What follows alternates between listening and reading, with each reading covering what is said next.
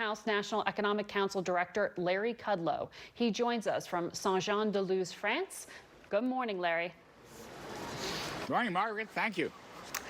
The president was asked this morning if he regretted escalating the trade war with China. Then the White House released a statement saying he meant to say he only regretted not raising tariffs further. Which is it? Are you escalating or de-escalating? No, look, actually it's neither, but he didn't quite hear the question this morning, but his thought was, if he had any second thoughts, and he said sometimes he does, he would have actually raised the tariff, not lower it. But there is no change. A 5% additional tariff on $250 billion, and then 5% additional tariff on the second tranche of $300 billion, which, as you recall, goes into place September 1st and then December 15th, because there are a lot of consumer exclusions. He's responding to the Chinese action. And I want to say, in my judgment at least, both actions were very temperate, very restrained. All right, both countries weigh in. President Trump has got to defend the American economy, which he has done. And of course, as you know, our battle to stop unfair trading practices from China. More on that if you wish. But he's continued the drumbeat. But I want to make one last point, if I may. The negotiations between the two great countries continue. We had deputies teleconference meeting last week. Another one is coming up this week. And the principals still expect the Chinese team to come to the United States in September. So both countries seem to be protecting their turf here, but the talks and negotiations continue, and I think that's very positive. Do you expect China to retaliate to the tariffs the president put in place on Friday? I do not. I think, his was an action to respond to their action. So I doubt whether they're going to take another step. Okay. I have not heard their official response yet. We'll have to wait and see on that. Larry, in the past, you've been very clear that you think tariffs are essentially a tax on the American consumer and that it particularly hits low-income families. How do you tell Americans that this is not going to spiral in a way that hurts them? Well, look, one important point I want to make is the economic burden of these tariffs is falling most heavily on China, probably by a factor of 4 or 5 to 1. As far as any impact here, I will argue, as I have, it's a very small, minimal impact. The burden of this thing is falling way on China. And let me just add to your other question, the impact for ordinary American families. Look, consumer wages are booming. Consumer spending is booming. Actually, the best performing sectors in terms of wage increase, Margaret, blue-collar workers, middle-income, and lower-income workers. The bottom 10th percentile is doing the best.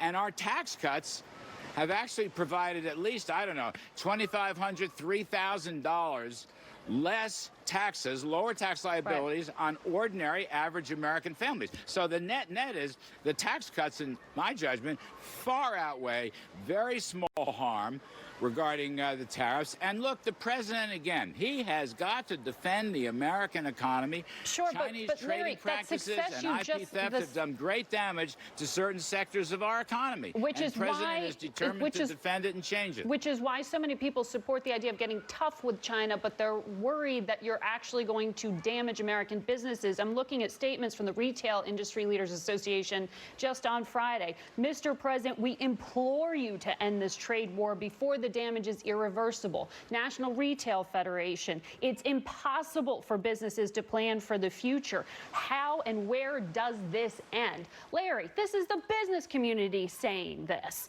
China hasn't agreed to any concessions. Where does this end? Well, look, we're in constant touch with all those business groups. And by the way, they're all sort of saying before something really bad happens, which I think is an implication nothing bad has really happened. I just want to disabuse so much of this recession talk out there. It just ain't so. Right, but businesses, as you know, have to plan for the future, and confidence is a fragile thing. You know that. So businesses are saying they're inhibited here. But at the same time, truly, thousands and thousands of businesses have implored the president to protect them against China's unfair trading practices and their IP theft. and their forced technologies of transfers and their high tariffs. They've implored the president to take action. Look, he's the first president in our memory, Margaret, to go after these Chinese practices, which have done so much damage to the American economy and the rest of the world's economy as well. He has to do it. He is going to continue to do it. Lower trade barriers would do great help to our economy, to everybody, large and small companies. We have our tax cut plan, which gave the retailers and so forth great benefits, gave individuals and small business great benefits.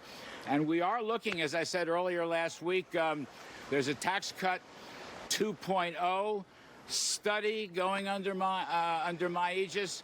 We're looking at something. It's not immediate. We're not worried about a recession. As you heard, the president said he was pulling back some because he was concerned it could be passed along to the consumer. Do you, though, based on what the president said again today, do you believe that the president does have the authority to block private businesses from investing in China? Well, look, ultimately he does have authority. How would that work? An emergency economic power authority. Well, it was nearly invoked regarding the Mexican border crisis before the Mexicans came to our rescue, and they've done a great job down at the border. Great job. So, in theory, that law exists. But that's not what the president said. He's asking American companies to take a look, take a fresh look at, frankly, moving out of China. Going someplace else. That takes preferably years. Coming home to America. It will take years. That is correct. And that's why there's no immediate action here. He just put that out there. Look, I've heard him say this time and time again. The couple of years I've been working here, he said it to individual business. He said it to the big business groups. He's asking them to come home.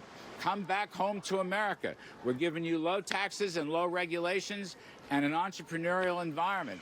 So, in a sense, this is nothing new. Maybe the way it was phrased was a little tougher than usual, but we come home. Okay. Come home to America. This is the best place to work and live and earn and invest. Okay, so to be clear, the president does not believe he can block private transactions with China. He is not intending to right now. That is not his intention. But that is still something he's thinking about? You know, I don't even want to go down that road. It's like first things first. Let's look straight ahead. All right. Larry Kudlow, always good to talk to you. Thank you, Margaret. Appreciate it. We turn now to the chairman of the Senate Judiciary Committee, South Carolina's senior senator, Lindsey Graham. Senator, good to have you here. Thank you. That was fun.